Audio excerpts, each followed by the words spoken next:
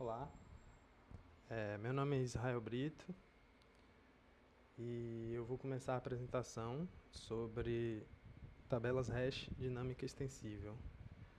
Minha equipe é composta por mim, Litiano Moura e Gabriel Costa.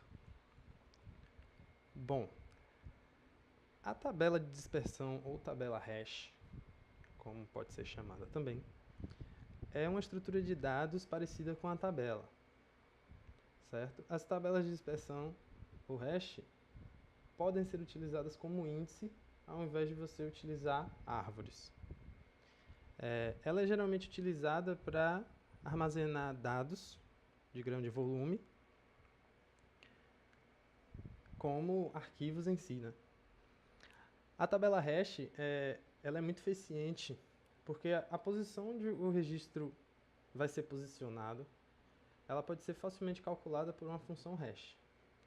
Algumas propriedades da tabela hash é que ela não dá ordenamento, então você vai inserindo na tabela, você não tem como ter um ordenamento muito bem estruturado. A função hash ela pode ser feita de várias maneiras, com vários tipos de cálculos diferentes, certo?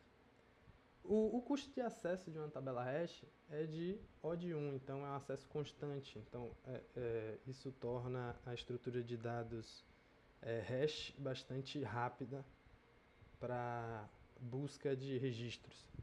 A função hash, como eu falei anteriormente, ela pode ser de qualquer natureza. A gente chama de função hash perfeita a função hash que nunca vai retornar o mesmo endereçamento para um registro igual a algum anterior. Óbvio que isso é impossível. Então, nós utilizamos a função hash aceitável, que é o quê? Aquela função hash que ela vai conseguir ter o menor número de conflitos possíveis na hora de retornar seus endereçamentos. E uma das propriedades de uma função hash é quanto maior a dispersão do resultado, ou seja, quanto maior a distância entre os endereços, melhor a função hash. Esse aqui é uma função hash que a gente utilizou no nosso trabalho, certo? Essa função hash, ela simplesmente vai pegar o nome e vai retornar um somatório de números a partir de um char. Como nós fizemos uma agenda, então é passado aí o primeiro nome da pessoa e desse primeiro nome ele vai ser retornado um número e esse número vai ser o endereçamento hash. Aqui a gente define um número para a variável hash e para cada caractere do nome a gente vai adicionar, vai fazer um somatório do número referente a ASCII do char. Então o que ele faz? Hash vai receber o hash com 2 bits à esquerda, certo? Então ele vai fazer um recuo de bits à esquerda, vai somar com o valor 5.381 e vai somar com cada ASCII do nome.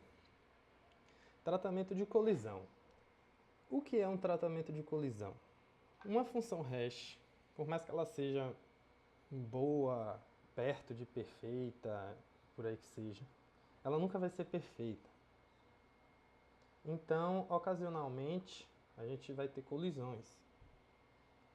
Essas colisões, elas ocorrem quando duas chaves diferentes possuem o mesmo valor da função hash. E então são levadas à mesma posição da tabela. Para resolver esse problema é necessário fazer um tratamento, certo? E os tratamentos elas podem vir por encadeamento interno, que usa as posições vazias dentro da própria tabela hash, ou seja, dentro da própria tabela hash a gente vai armazenar os dados, certo? E tem um encadeamento externo, que usa uma área extra, além da tabela hash, como área de extensão ou um segundo arquivo. No encadeamento interno, nós temos endereçamento aberto, uma nova posição dentro da área de tabela que será procurada. E um dos métodos para resolver é a sondagem linear. A sondagem linear ela nada mais é do que procurar as próximas posições até que uma posição livre seja encontrada. Ou seja, circular. Caiu no endereçamento 1, está conflitando, vai para o 2, está conflitando, vai para o 3, até achar um buraco, certo? A sondagem quadrática, ela é basicamente a mesma coisa que a linear. Só que em vez de eu ir 1 a 1, eu vou elevar ao quadrado. Então, se eu cair no endereçamento 2, eu vou fazer 2 mais um somatório ao quadrado. Então, se eu cair na 2, eu vou colocar a próxima ao quadrado, ou seja, 2 mais 1 ao quadrado. Se eu não achar naquele, eu vou fazer 2 mais 2 ao quadrado, então ficaria 6. Eu iria para a posição 6 para colocar lá. E o duplo hash. O duplo hash é determinado por uma segunda função hash.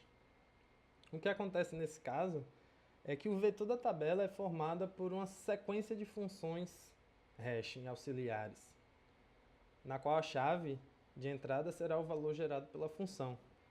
Endereçamento externo. O endereçamento externo é uma área de extensão, onde aqueles registros colididos eles vão ser armazenados em um outro arquivo do lado que não seja dentro da tabela hash. Esse endereçamento externo ele se dá por listas encadeadas, certo? Todos os registros são armazenados em uma lista encadeada, ou outro arquivo.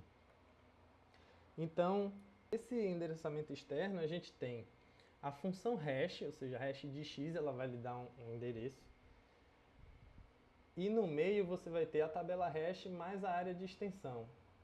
A tabela hash, ela vai ser apenas uma tabela tipo cabeça. Ela só vai ter os endereçamentos para essa área de extensão, então ela só vai segurar os ponteiros. E essa tabela hash mais a área de extensão, ela vai formar o meu índice. Outro tipo de estrutura que a gente pode utilizar são os buckets. Da mesma forma que no caso da árvore B, é importante você otimizar o acesso ao disco. Então, com os buckets, em cada posição do índice, a gente pode ter uma lista de registros. Os tratamentos de colisões para buckets são as mesmas técnicas anteriores, só que considerando que cada posição do bucket cada posição do índice vai ser um novo bucket. Tabelas hashes dinâmicas.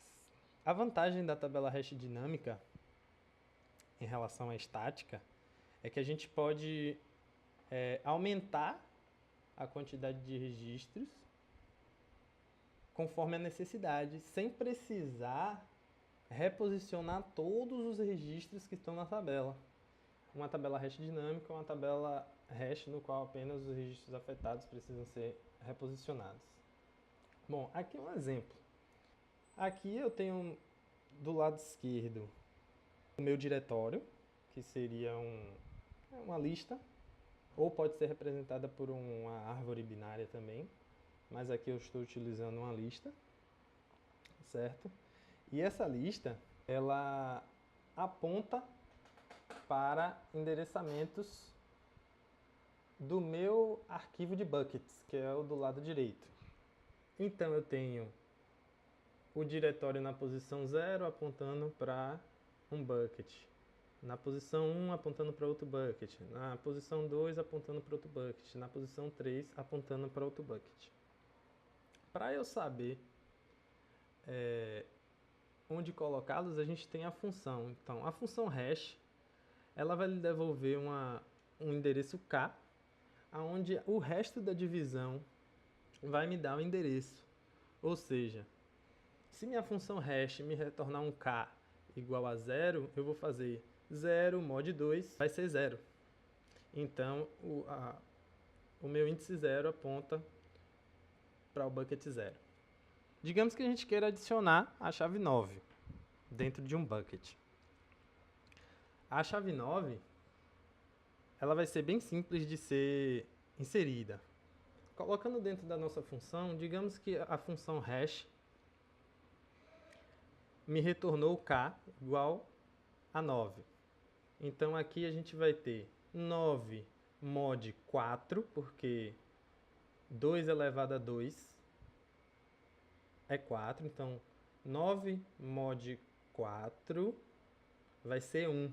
Então eu vou posicionar o meu 9 no bucket onde o endereçamento é 1, que é o segundo ali. Tem um 0 e tem 1. Então posicionei o 9 ali no meu segundo bucket, na primeira posição. Agora a gente vai adicionar o 20, só que o 20 tem um problema. 20 mod 4, ele vai dar 0, correto?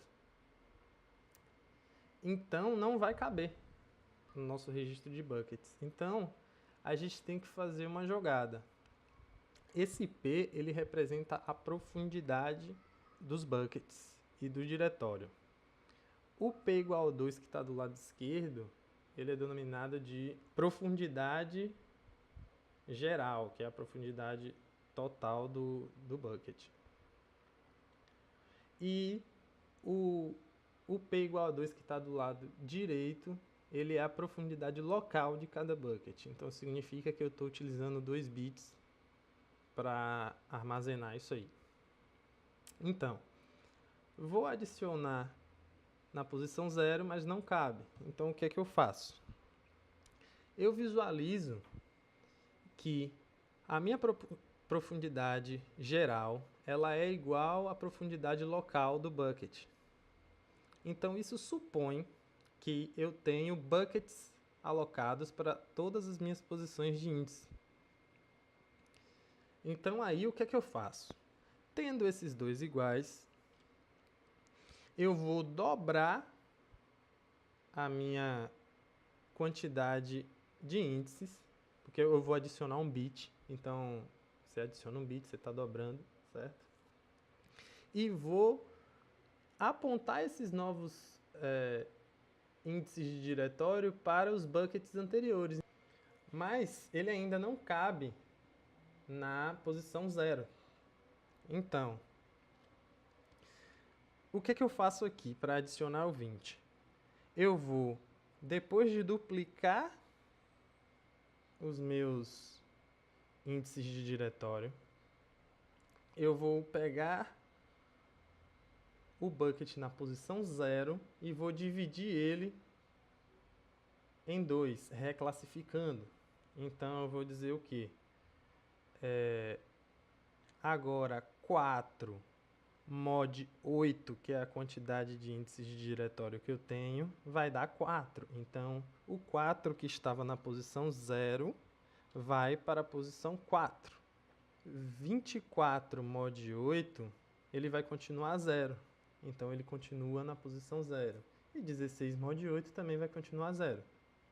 E o 20, para eu adicionar, antes eu estava fazendo mod 4.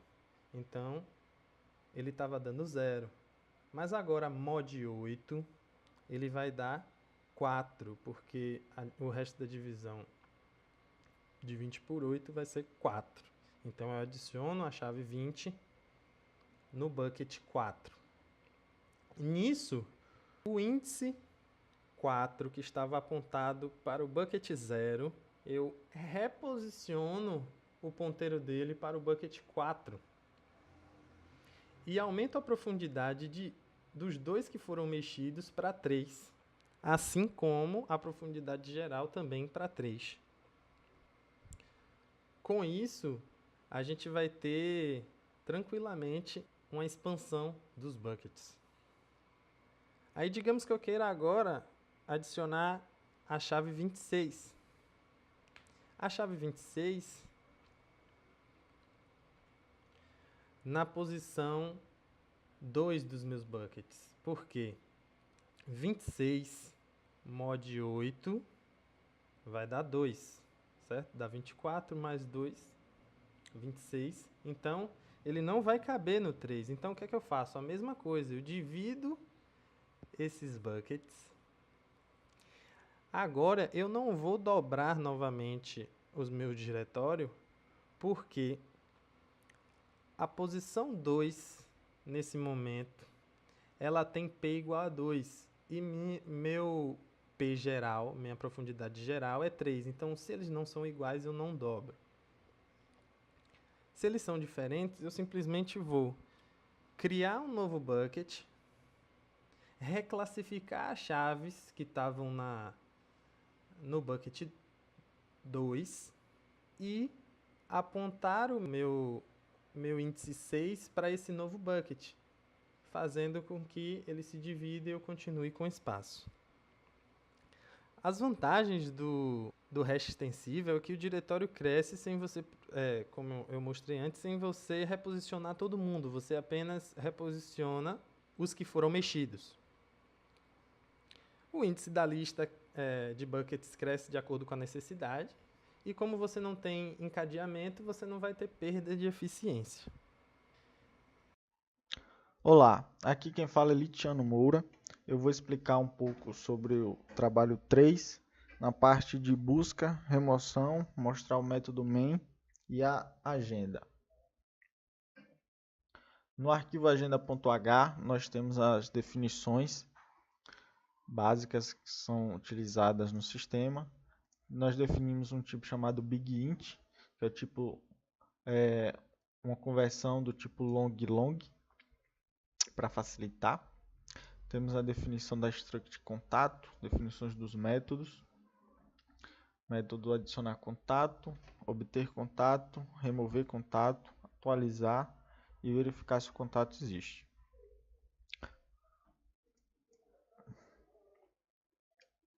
No arquivo agenda.c, nós temos a definição da struct contato com nome, sobrenome, número e a flag excluído. Na função adicionar contato, é passado por parâmetro os ponteiros para nome, sobrenome, número e a tabela hash. É aberto o arquivo agenda file, que está definido no início do arquivo agenda.c, que é o agenda.db. Se o arquivo for igual a null, retorna um erro e sai. O contato é criado com a flag excluída igual a 0. É copiado o nome, sobrenome e o número para a struct.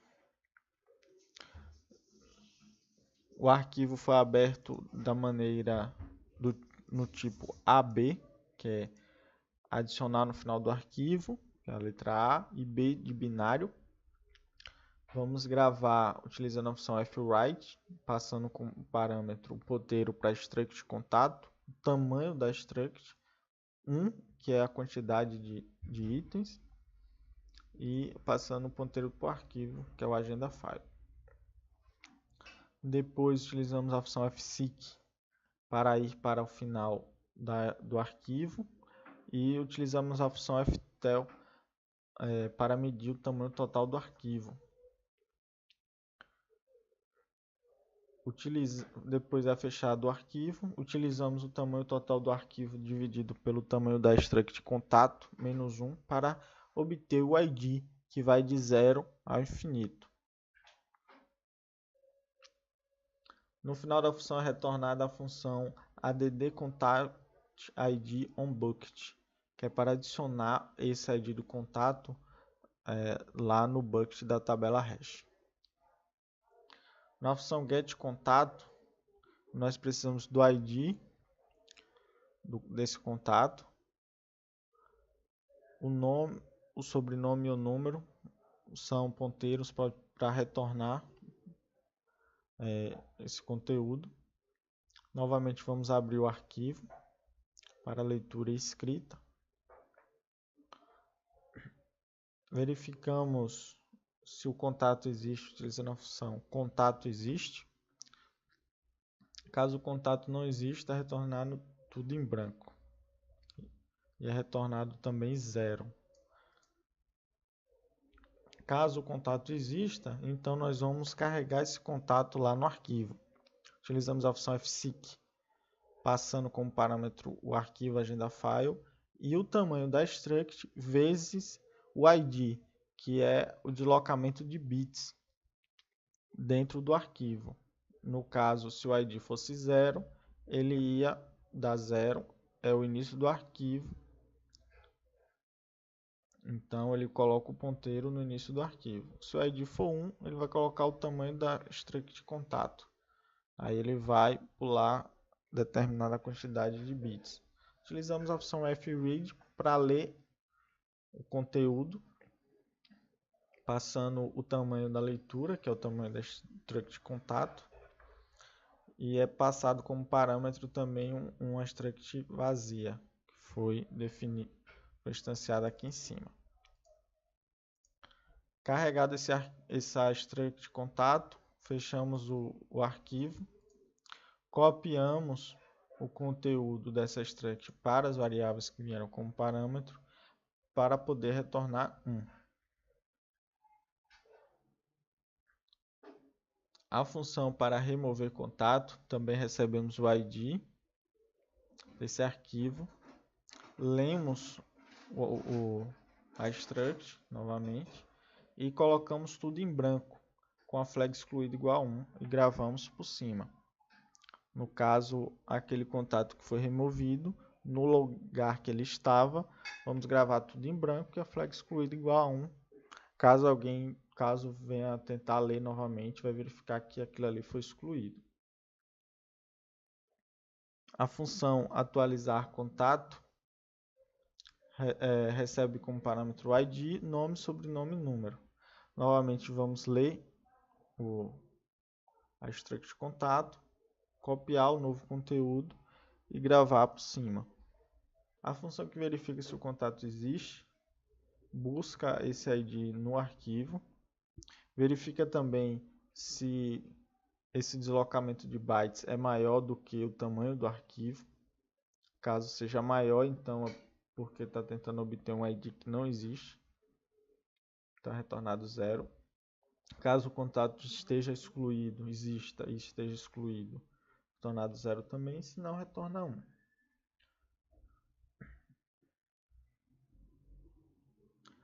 No arquivo main, nós temos a seleção de opções, onde eu vou falar um pouco sobre a busca e a remoção. O método busca contato recebe como parâmetro o nome e o sobrenome e a tabela hash. Recebe também a flag int remover, caso seja uma busca para remover. As funções de busca e remoção são basicamente a mesma. Quando um contato é removido da agenda, primeiro ele é buscado para retornar o ID. E antes que seja removido definitivamente na agenda, nós vamos buscar esse ID do contato, que é basicamente o que é feito na função de adicionar. Vamos calcular o hash do nome, somar com o hash do sobrenome. Vamos buscar na tabela hash o ID do bucket.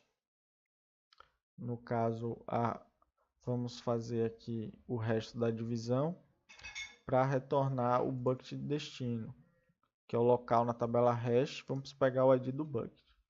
Vamos abrir o arquivo de buckets.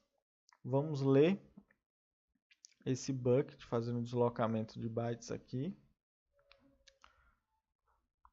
Lido esse bucket, nós vamos iterar sobre os slots que possuímos, a quantidade de slots aqui definida, de 0, quantidade de slots. Se o slot for atribuído, vamos verificar se o nome que está lá e o sobrenome são iguais. Caso sejam iguais, vai ser retornado. Fechamos o arquivo, retorna o ponteiro, que no caso é o ID do arquivo na agenda. Caso chamemos a função busque contato para remover, vamos limpar aquele slot no bucket, colocando pointer file -1, hash -1 e file 0. Vamos diminuir a quantidade de records que tem naquele, que é uma flag lógica. Não vamos diminuir a quantidade de slots, vamos apenas dizer a quantidade de slots que estão sendo utilizadas. Vamos diminuir e salvar aquele bucket no local dele, usando a função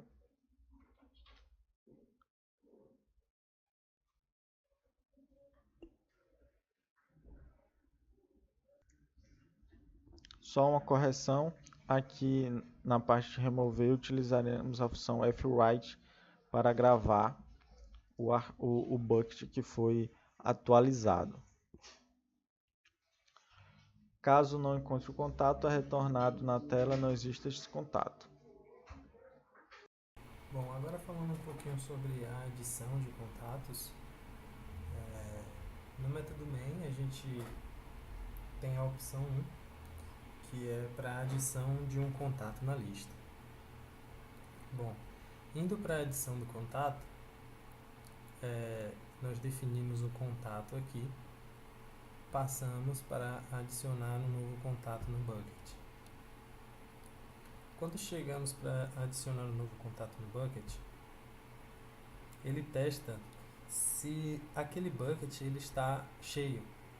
Se esse bucket estiver cheio, ele entra para a função de conflito. Na função de conflito, o que é que ele faz? Ele vai testar as profundidades gerais, a profundidade geral e a profundidade local. Se as profundidades forem iguais, ele vai dobrar a quantidade de diretórios e vai realocar esses diretórios da hash table.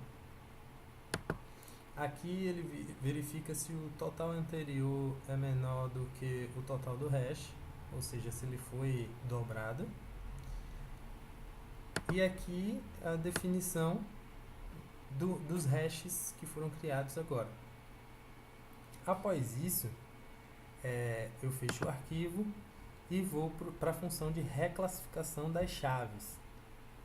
Ao entrar na função de reclassificar as chaves dos buckets, por parâmetro nós passamos já o bucket de destino e o total de hashes diretório. Então aqui nós iteramos a quantidade de dados que tem nesse bucket, definimos com o módulo o novo bucket e iniciamos o novo bucket. Dentro do bucket nós temos um vetor com todos os dados daquele bucket, então nós iniciamos todos eles. E aqui embaixo reclassificamos as chaves, ou seja, nós pegamos o novo bucket, colocamos os dados do bucket antigo nele e removemos o dado do bucket antigo. E aqui embaixo nós salvamos a hash, salvamos o novo bucket e salvamos o bucket antigo como estava antes. Quando ele termina a reclassificação, nós voltamos para onde ele foi definido, é retornado o hash pronto aqui embaixo e no conflito ele retorna a hash table. O próximo passo é simplesmente adicionar o índice no local onde foi esvaziado. Então nós utilizamos aqui a função add contact id on bucket, que vai adicionar esse id do contato no bucket de destino.